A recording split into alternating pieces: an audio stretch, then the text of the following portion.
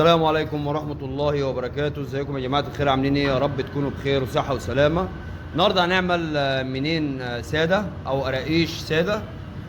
المقادير معانا 3 كيلو دقيق، معانا كيلو وربع زبدة فرن صفرة، معانا 400 جرام سكر، معانا ربع باكو خميرة حوالي 200 جرام، ومعانا سنة ملح ابيض زي ما حضراتكم شايفين اهو. طبعا الخميره يا جماعه احنا بنزودها عشان الجو ساقع، اما في الصيف بنحط حوالي 70 80 جرام بس. ويلا بينا هنعجن ازاي. طبعا يا جماعه احنا اول حاجه بنرمي في الحله كيلو ميه، هنرمي كيلو ميه بسم الله. هنرمي كيلو ميه، طبعا احنا اسفين للصوت يعني والازعاج، احنا في مخبز كده. اول حاجه رمينا كيلو الميه، بعد كده بنرمي 400 جرام سكر، ونرمي 200 جرام خميره زي ما حضراتكم شايفين اهو، خميره بيره. بعد كده بنرمي سنه ملح صغيره اهو، ونرمي عليهم الكيلو وربع زبده فرن. طبعا بندوب المون كلها والمقادير كلها قبل ما نرمي الدقيق، هندوب اهو زي ما حضراتكم شايفين اهو. طبعا انا النهارده عجنت في الحله، جميع طرق العجين بتاعتي بتبقى على ايدي في طبق، بس هنعجن في حله ايطالي اهو. اللي مش عندها حله وعندها مضرب تعجن عليه بتعجن على ايديها عادي. جميع فيديوهاتي موجوده على القناه، بعجن على ايدي او طريقه العجين بتبقى على الايد. احنا كده دوبنا يعتبر المقادير. فاضل معانا اللي احنا نرمي الدقيق. بسم الله، رمينا ال3 كيلو دقيق كده. معانا المقادير مظبوطه معانا، لا ان شاء الله لا هنعوز ميه ولا هنعوز دقيق. وهنعجن اهو. طبعا الحله بتعجن لوحديها وبتخدم لوحدها، محدش بيمسكها خالص. اللي لسه جديد في القناه يا ريت يشترك في القناه، واللي ما عملش لايك يعمل لايك عشان يوصله كل ما هو جديد. عشان ما نطولش عليكم الفيديو، هنستنظر العجين ينخدم هنوريه لكم قبل ما نطلع الرخامه. طبعا يا جماعه زي ما انتم شايفين العجين بنخدم اهو.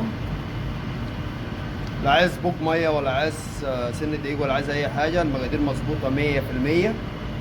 طبعا انتوا عارفين المقادير اللي هي بتبقى مظبوطه على طول يعني بمشيئه الله، بس على قد الخدمه بقى تنخدم مظبوط يعني.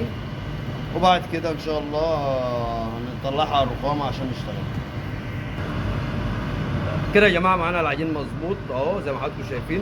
بعد اذنك يا احمد شيل الشبكه، شيل الشبكه فيها. زي ما حضراتكم شايفين اهو يا جماعه العجين معانا مظبوط، ملمسه مظبوط اهو، لا هو ناشف ولا هو طري. نرفع يا احمد العجين على الرخامه. رفعنا يا جماعه العجين اهو على الرخامه. معلش يعني التصوير هنا افضل من الحله. نشتغلها بقى ان شاء الله على طول اهي. ده العجين اهو، لا هو ناشف ولا هو طري يا جماعه. طبعا يا جماعه بنشتغل طريقه شغل الجراجيش زي ما حضراتكم شايفين اهو. نقطع فتيل فتيل اهو.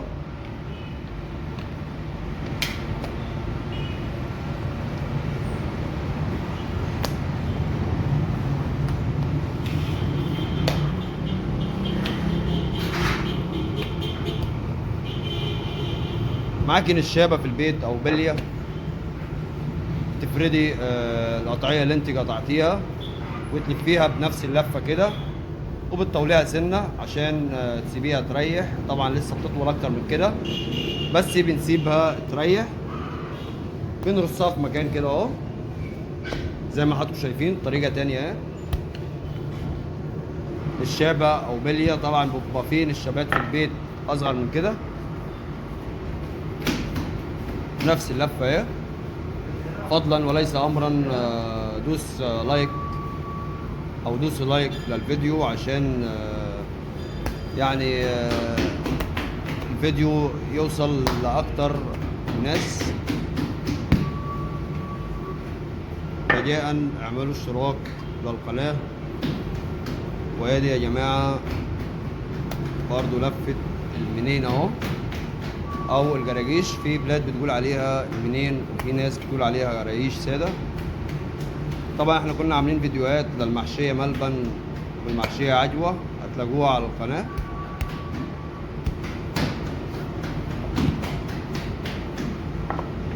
القناة فيها برضو فيديوهات للجراجيش وكعك وبسكوت وغريبة وبتفور، جميع مقادير مظبوطة يعني. طبعا هنعمل العجين كله بنفس الطريقة كده عشان ما نطولش مدة الفيديو، واول ان شاء الله ما نخلص ونبدأ مرحلة جديدة هنصورها.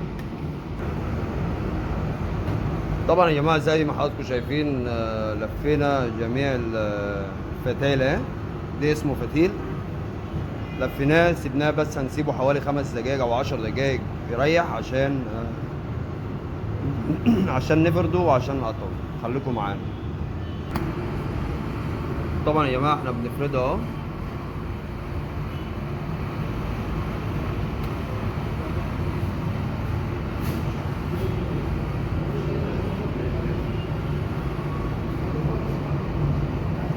زي ما حضراتكم شايفين،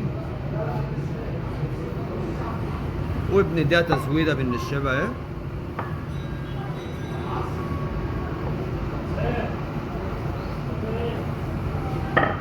بعد كده بنقطع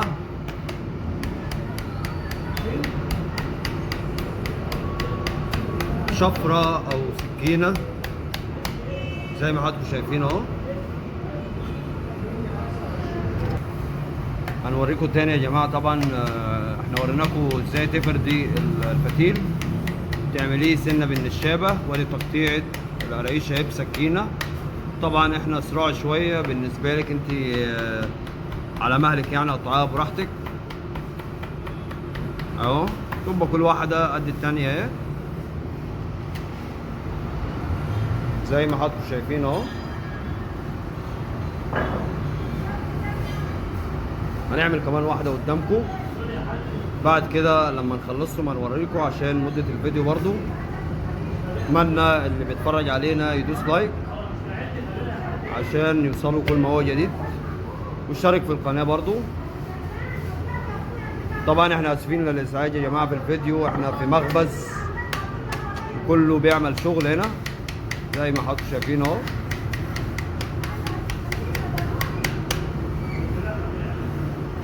هنخلص وهنوريكم برضو ان شاء الله.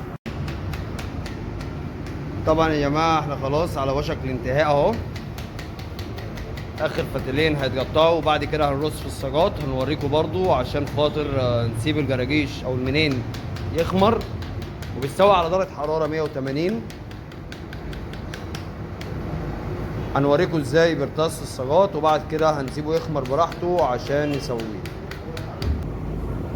طبعا يا جماعه زي ما حضراتكم شايفين بنرص اهو في الصاجات دي. طبعا اخر مرحله قبل الخبيز، بنسيبها حوالي ساعه تخمر وبعد كده نسويها على درجه حراره 180.